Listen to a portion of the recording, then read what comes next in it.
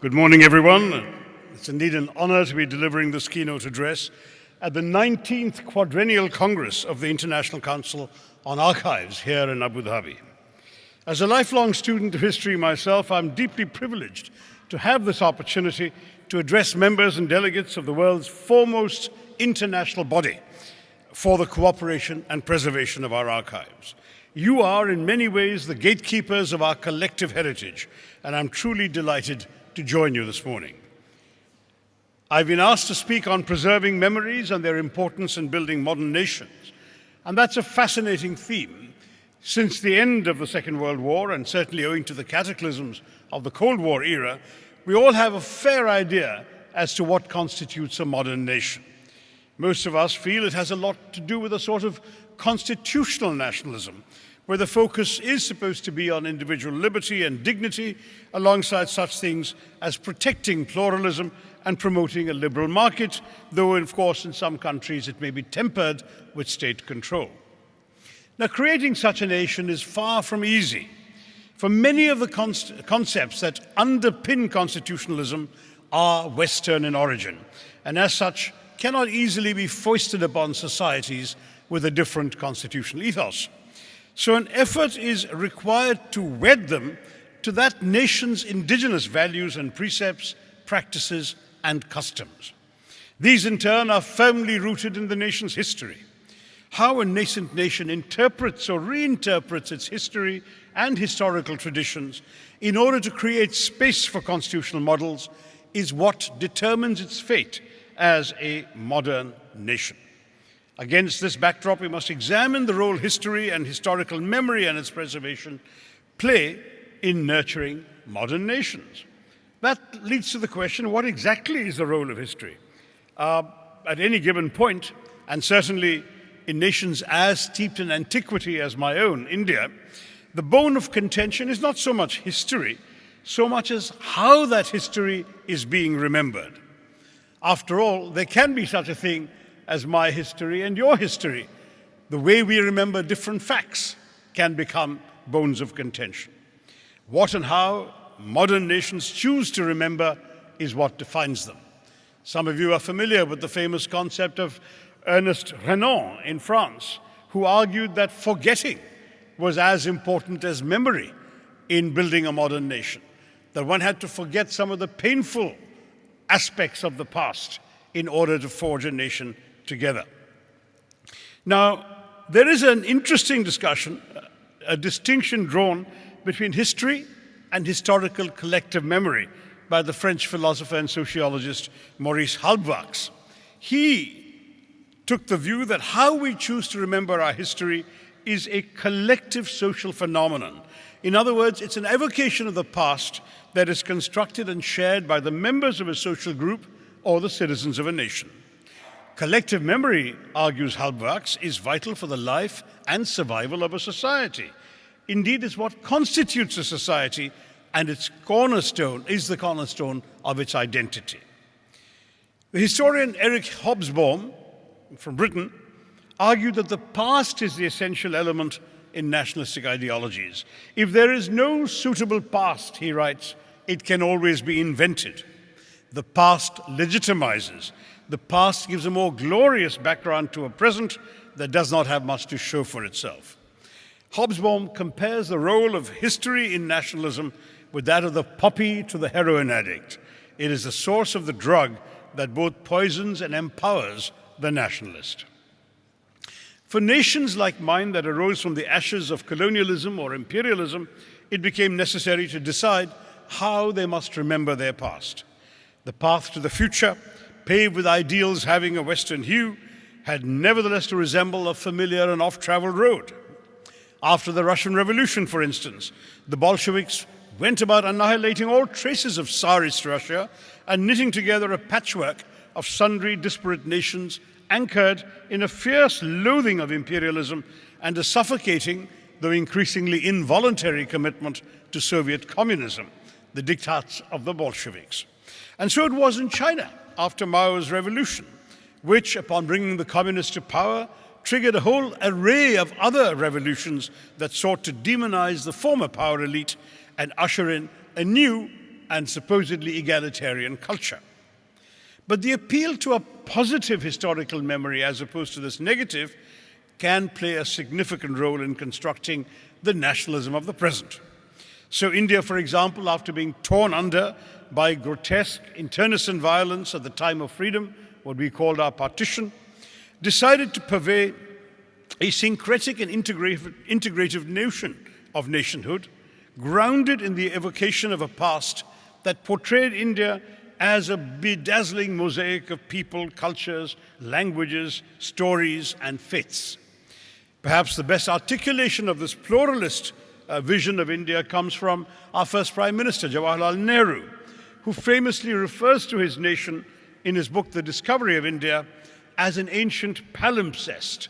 You know what a palimpsest is, as he explains it himself, on which layer upon layer of thought and reverie has been inscribed, and yet no succeeding layer had completely hidden or erased what had been written previously. So he was saying all aspects of our history had to be preserved. Now, how we in India chose to remember our history mirrored our pursuit of nation building. What sort of society India was to become flowed directly from our founding fathers' outlook on the past, on history and memory. There's a book by an LSE academic that argues that rather than giving up religion altogether, Indian secularism was conceived as a mechanism for including members of all religions in the national project. So, for example, we had a situation in 1956 where India's most prominent public figures, the President, the Prime Minister, senior members of the Cabinet, all got together amongst great pomp and circumstance to commemorate the 2500th birth anniversary of Buddha, Prince Siddhartha in India, Buddha Jayanti.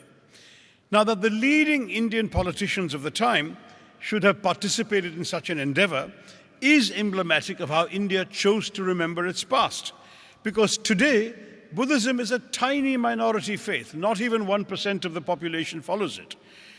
Yet, the Buddha Jayanti was exultantly celebrated because the India that we sought to build post-partition was predicated on the remembrance of a composite history, a history in which every Indian, regardless of differences and bygones, had an equal place.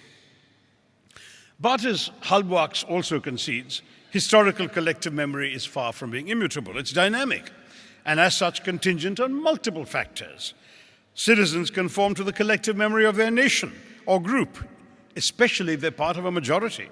And they adjust their individual memories to align with narratives prevailing across the nation. In some cases, a nation's collective history might evolve. That is to say, it might become more capacious to give greater space and liberties to communities formerly suppressed on grounds of race, sex, color, religion, language, faith, and all of that. Or it might just devolve. Leaders with autocratic tendencies are usually responsible for a regression of their nation's collective memory. By appealing to negative historical memory, they saddle their collective history with jingoism, xenophobia, resentments about the past, and this vitiates the social fabric of society, enabling modern autocrats to demonize certain sections of their own population and blame them for all that is wrong with their nation on the basis of what their ancestors might have done 300, 400 years ago. The result is a majoritarian tendency to control the discourse around history, so that the nation's heritage becomes the monopoly of one group, following which every other piece of history that the autocrats consider inconvenient is discarded. This evokes both a sense of belonging to a common endeavor for the majority and a sense of exclusion and alienation for the disfavored minority. How can we preclude this bleak prospect from besetting a modern nation? How can we advance from a narrow collective history to a more commodious one that will galvanize nation building and national integration? Well, it's precisely here that disputes arise. The more sprawling a nation, the more varied its history, the more rancorous these debates become. After all, no country can be looked upon as a nation unless its citizens feel they belong together, owing to some common element. This has been noted by scholars like Benedict Anderson, who've told us that a nation is an imagined political community that reflects a single national identity built upon shared social characteristics such as culture, language, religion, ethnicity, and a common history. Whenever new nations come into being or new regimes emerge in a nation, there's an attempt to redefine the nation, the notion of nationhood, by tailoring it to the new regime's or the incumbent regime's version of history. This creates a new collective conscience. The new conscience might be at odds with the foundational idea of the nation. So again, it's not history, but the ways in which you choose to use history, the way in which historical memories are used by nationalist ideologues that lead to atrocities. In countries that are enormous and diversely chaotic, there can never be a single national memory that has primacy over all other memories. At any given point, there are always countless memories clamoring to be hailed as the predominant one. Now that, of course, is impossible. And so it is that these countries' renditions of the past, especially in places like mine, infuse the present with an acrimony which at times becomes intractable and deeply polarizes the people. This is something that all modern nations must try to prevent. For nation building and national integration, what's important is affording the nation's different communities, many, if not all of which, have their own contending versions of history, a berth wide enough to accommodate those differing historical memories. And all can be subsumed in a project of democratic myth-making. You can call it memory-making if you like. The saga of how a nation comes to be, how it fought its colonists, threw them out, established a democratic republic guaranteeing liberty, equality, and fraternity to all, tends to be harped on ceaselessly by the government and even by civil society. This would allow different communities to take pride in their own histories and at the same time feel they belong to the nation whose birth was a moment of great deliverance for them and as such must be cherished. Of course, some countries have done this with great success, some with less success. As a writer myself, I would argue that art and literature play a critical role in this project of democratic myth-making. Artists and creative writers seek to make sense of the vicissitudes in their nation's fortunes and to reclaim the cultural identity that centuries' worth of cultural or imperial rule robbed or deprived them of. Post-colonial literature, for instance, has sought to achieve precisely this goal. Such writers may immerse dry and dreary history into the vibrance and glory of mythical epics and folklore, which inform and feed the nation's collective conscience.